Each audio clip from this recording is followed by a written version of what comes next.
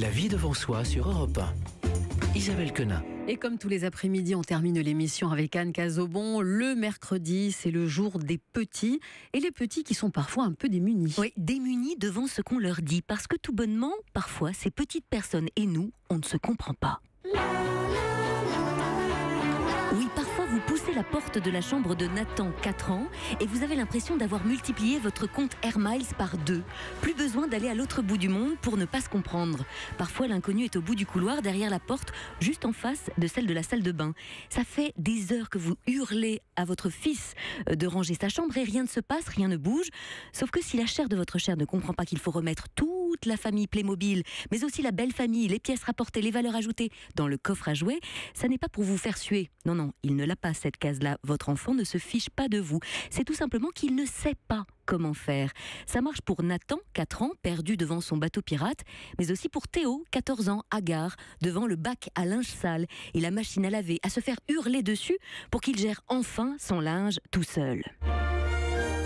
J'aime bien la phrase de Benjamin Franklin. Vous savez, c'est cet homme politique américain, éditeur, écrivain, inventeur, bref, multiple, qui a beaucoup œuvré pour la communauté et qui a dit ce que l'on devrait, de mon fait en tout cas, imprimer en 4x3 sur les autoroutes du monde entier. Tu me dis, j'oublie. Tu m'enseignes, je me souviens. Tu m'impliques, j'apprends. Alors, Benjamin Franklin, c'est QFD. Ah bah quand même, hein.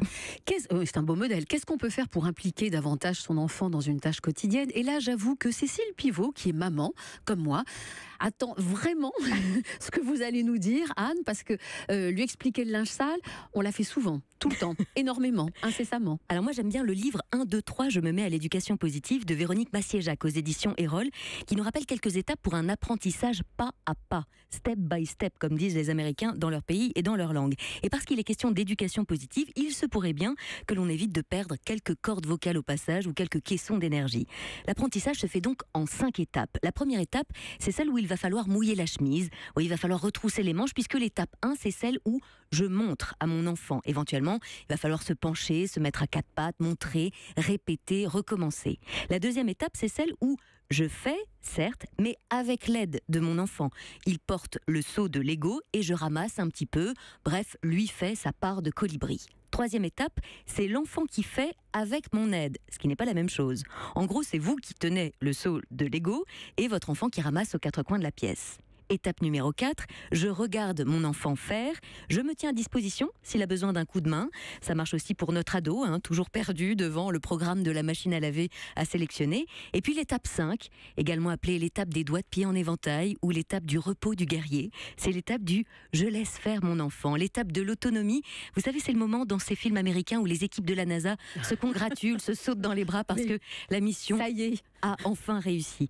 Alors bien évidemment, tout ceci n'est pas à plaquer bêtement sur vos enfants, chaque enfant est unique. Ce sont plutôt quelques outils à dégainer si besoin. L'idée est de se mettre à hauteur d'enfant toujours, parce que si certaines choses nous semblent à nous, adultes, absolument naturelles et très faciles à faire, parfois elles le sont moins pour les plus jeunes.